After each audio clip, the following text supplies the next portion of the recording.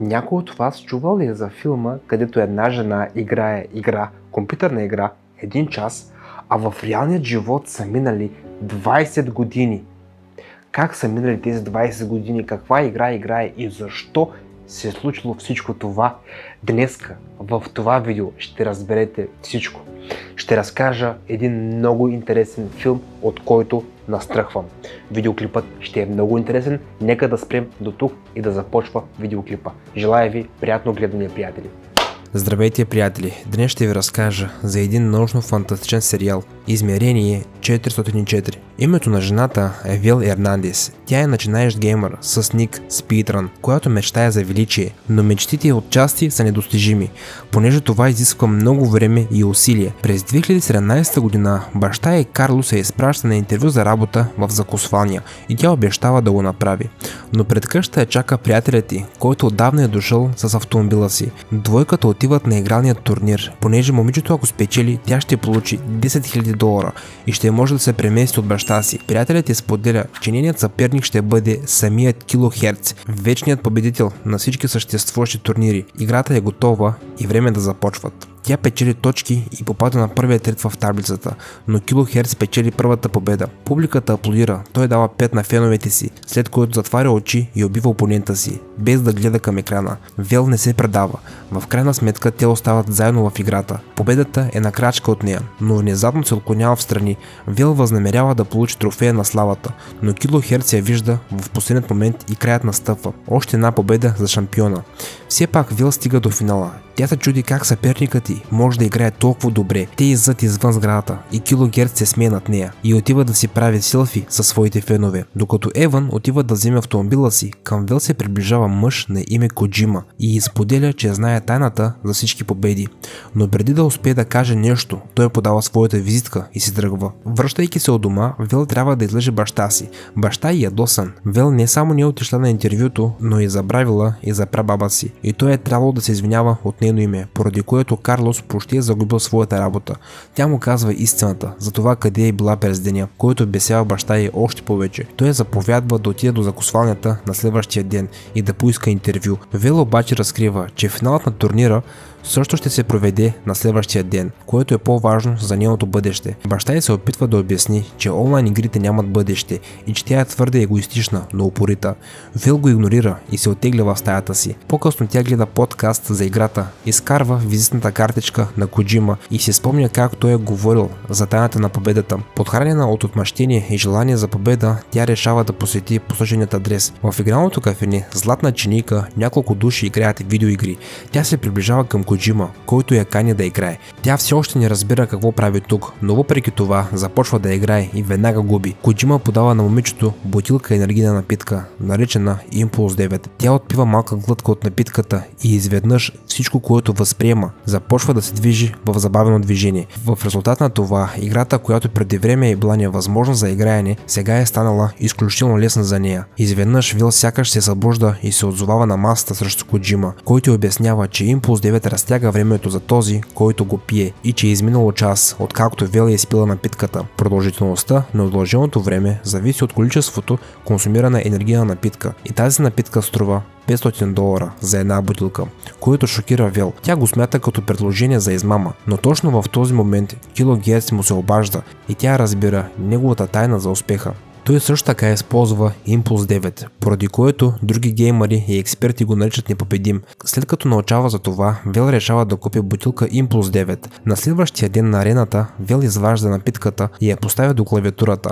Малко преди началото на играта, тя отпива малка глътка. След това, използвайки супер забавен каданс, тя доминира в класацията за известно време. Виждайки резултата, Рой също пие Импулс 9 и започва да се изкачва в класацията, като в крайна сметка достига върха. Това довежда Вел до отчаяние. В резултат на това тя изпива цялата бутилка от напитката. Независимо от резултата, сега времето на Вел тече изключително бавно и тя го използва максимално. В крайна сметка тя убива аватара на Рой и печели целият турнир. Публиката поудява и всички аплодират. Ентусиазиран, Еван се втурва да поздрави своята приятелка, без да забелязва, че енергийната напитка пада на пода и се чупи. И тогава Вел се връща в реалността и се оказва седнала на стол в прутина къща с дете на ръце в една от стаите. Еван е в скъсани и мръсни дрехи. Той слага бебето в леглото и казва на Вел да се приготви. Вел е потресена и ужасена, когато вижда възрастното си тяло и брашна халка на ръката си. Тя бяга долу да се почини, но други две деца я наричат мама, което напълно деморализира нея. Вел е на път да поудее от шок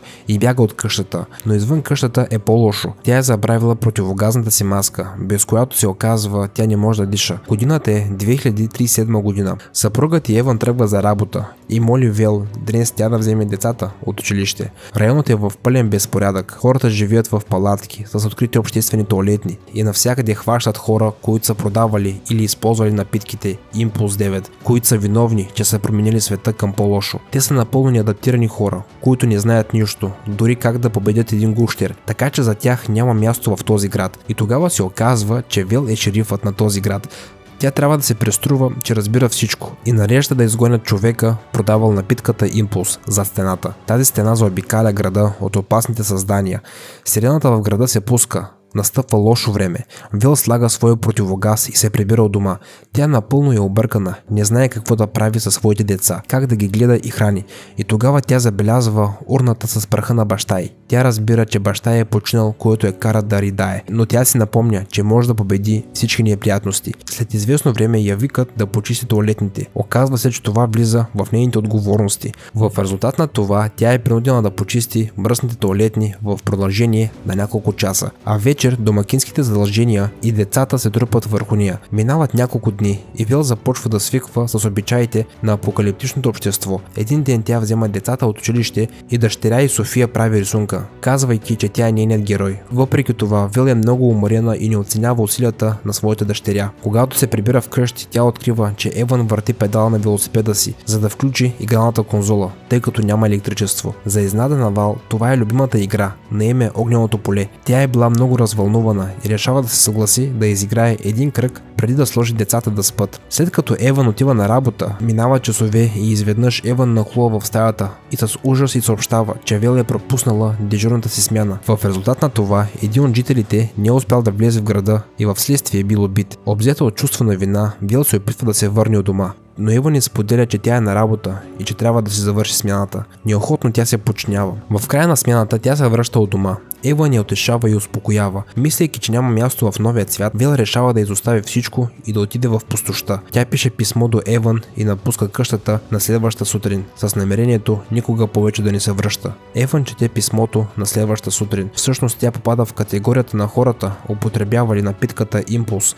Тя споделя, че употребявала напитката по време на турнира с Рой, който според нейните думи е било буквално преди една седмица. Вчера тя е разбрала защо населението на града изхвърля импулсниците на смърт. В цивилизационното общество няма място за тинейджери, попаднали в тялото на възрастен. Тя върви по безплодна земя и скоро се натъква на изоставена сграда, който всъщност е кафенето на Коджима. Вел колебливо влиза в игралната зала и се оглежда. За нейна изненада, Коджима изкача от бара, но мъжът изобщо не е остарял. Коджима я поздравява, че Вел току-що се е върнала в реалността и признава, че много човешки животи са били съсипани заради напитката Импулс 9, но той е в състояние да й даде още едно питие.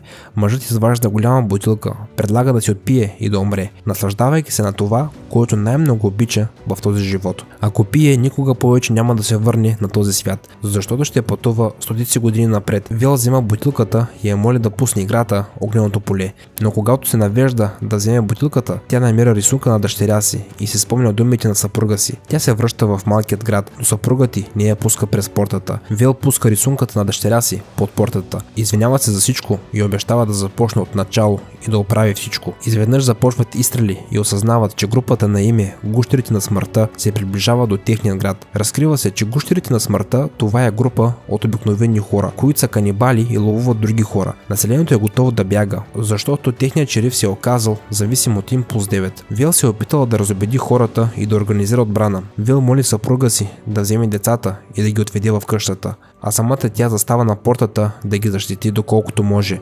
Вел изважда голяма бутилка Импулс 9 и се подготвя за битката. Гущерите също си поправят път през портата, готови да създадат хаос. Оказва се, че водачът на гущерите на смъртта не е кой да е, а самият Рой, който разказва, че преди няколко години се е върнал в реалността и сега се е превърнал в варварски лидер, който може да убие всеки, който пожелае. Но въпреки заплахите си, Вел влиза в битката. Тя хвърля празната бутилка от импулс 9 към нападателите. Оказва се, че тя вече е изпила напитката преди пристигането на враговете и е преминала в режим на забавено движение. Следва жестока престрелка и Вел успява да унищожи почти всички от тях. За съжаление, тя е простреляна в корема и рамото, преди да падне на земята. Рой стреля, но пропуска, след като тя стреля и успешно го застрелва. С последният си дъх тя изстрелва ракетата, сигнализирайки на Еван, че градът е спасен. Еван забелязва ярко-червената светкавица, докато Вел бавно умира.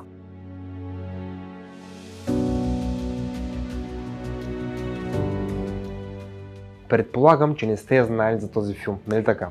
Ако все пак сте знаели, искам да чуя и да видя вашите коментари долу под този видеоклип. Какво е вашето мнение? Филма харесва ли ви? Не ви ли харесва? Понеже на мен лично филма ми е любим и наистина филма отчасти разказва нашето бъдеще или пък по-точно какво ни очаква всъщност. Онлайн работа, онлайн игри, онлайн домакинство, всичко да е онлайн и тем подобни. И нормално е. Ако видеоклипът ви е харесал, приятели, не забравяйте един лайк, един коментар и абониране с камбанка. Именно по този начин вие ще получавате известия за всеки един качен видеоклип от мен в YouTube. И преди да си кажем чао, искам да споделя с вас, че това е моят плейлист с всички интересни и наистина много интересни качени видеа от мен в YouTube. А това е моят последно качен видеоклип в YouTube. Много е интересен. Натискайте и се наслаждавайте. Чао, приятели! И до скоро!